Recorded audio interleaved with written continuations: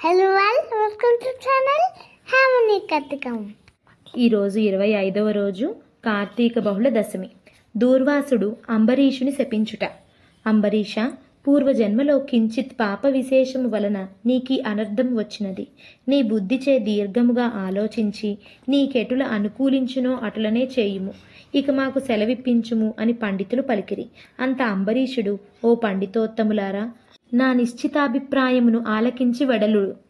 ద్వాదశీ నిష్టను విడుచుట కన్నా విప్రశాపము అధికమైనది కాదు కదా. జలపానము చేయుట వలన బ్రాహ్మణుణ్ణి అవమానపరచుట కాదు కదా. ద్వాదశిని విడుచుట కాదు. అప్పుడు దూర్వాసుడు నన్నేల నిందింపడు. నా పుణ్యఫలము నశింపదు, కాన జలపానమొనరించి ఊరుకుందును అని వారి ఎదుటనే జలపానమొనరించెను. అంబరీషుడు జలపానమొనరించిన మరుక్షణమే దూర్వాసుడు స్నాన జపాదులు పూర్తి చేసుకుని అక్కడకు వచ్చెను. వచ్చిన వెంటనే ఆ ముని మహారౌద్రాకారుడై కండ్ల వెంట నిప్పులు క్రక్కుచూ, ఓరి మధాంద, నన్ను భోజనానికి రమ్మన్నేను రాకనే నీ వేళ భుజించితివి. ఎంత దుర్మార్గము, ఎంత నిర్లక్ష్యము, ఎంతటి ధర్మ పరిత్యాగివి. అతిథికి అన్నము పెట్టెదనని ఆశ చూపి పెట్టకుండా తాను తినినవాడు మలభక్షకుడగును. అట్టి అధముడు మరు జన్మలో పురుగై పుట్టును. నీవు భోజనమునకు బదులు జలపానము చేసితివి. అది భోజనముతో సమానమైనదే కదా.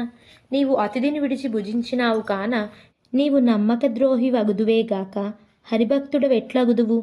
శ్రీహరి బ్రాహ్మణ అవమానమును సహింపడు. మమ్మే అవమానించుట అనిన శ్రీహరిని అవమానించుటయే.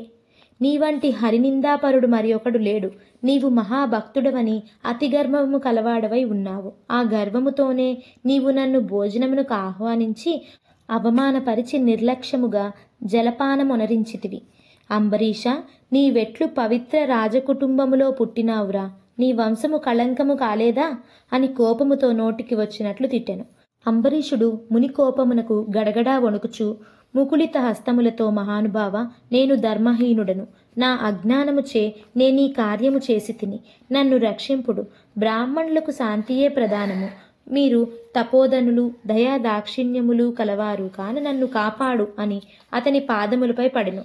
దయాశూన్యుడైన దూర్వాసుడు అంబరీషుని తలను తన ఎడమకాలితో తన్ని, దోషికి శాపమీయకుండా ఉండరాదు. నీవు మొదటి జన్మలో చేపగాను, రెండవ జన్మలో తాబేలుగాను, మూడవ జన్మలో పందిగాను, నాలుగవ జన్మలో సింహముగాను, ఐదవ జన్మలో వామనుడుగాను, ఆరవ జన్మలో క్రూరుడవగు బ్రాహ్మణుడవుగాను, ఏడవ జన్మలో మూఢుడైన రాజుగాను, ఎనిమిదవ జన్మలో రాజ్యము గాని సింహాసనము గాని లేనట్టి రాజుగాను, 9వ జన్మలో పాషాండ మతస్థుడుగాను, 10వ జన్మలో పాపబుద్ధి గల దయలేని బ్రాహ్మణుడవుగాను పుట్టెదవుగాక అని వెనుక ముందు ఆలోచించక శపించెను. ఇంకనూ కోపం తగ్గనందువలన మరలా శపించుటకు ఉద్యుక్తుడగుచుండగా శ్రీ మహావిష్ణువు బ్రాహ్మణ శాపము వృధా కాకూడదని తన భక్తునికి ఏ అపాయము కలుగకుండుటకు అంబరీషుని హృదయములో ప్రవేశించి, మునివర్య, అట్లనే నీ శాపమును అనుభవింతునని ప్రాధేయపడెను. కాని దూర్వాసుండింకనూ కోపం పెంచుకొని శపించబోగా శ్రీమన్నారాయణుడు తన సుదర్శన చక్రమును అడ్డుపెట్టెను. ఆ సుదర్శనము కోటి సూర్యప్రభలతో అగ్నిజ్వాలలు క్రక్కుచూ దూర్వాసునిపై పడబోయెను. అంత దూర్వాసుడు ఆ చక్రము తనను మసిచేయునని తలంచి ప్రాణములపై ఆశ కలిగి అచటి నుండి బ్రతుకు జీవుడా అని పరుగిడెను.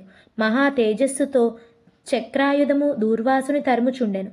దూర్వాసుడు తనను కాపాడమని భూలోకమున ఉన్న మహామునులను, దేవలోకమున కరిగి దేవేంద్రుని, బ్రహ్మలోకానికి వెళ్ళి బ్రహ్మదేవుని, కైలాసమునకు వెళ్ళి పరమేశ్వరుని ఎంతగానో ప్రార్థించినను వారు సైతము చక్రాయుధము బారి నుండి దూర్వాసుని కాపాడలేకపోయిరి.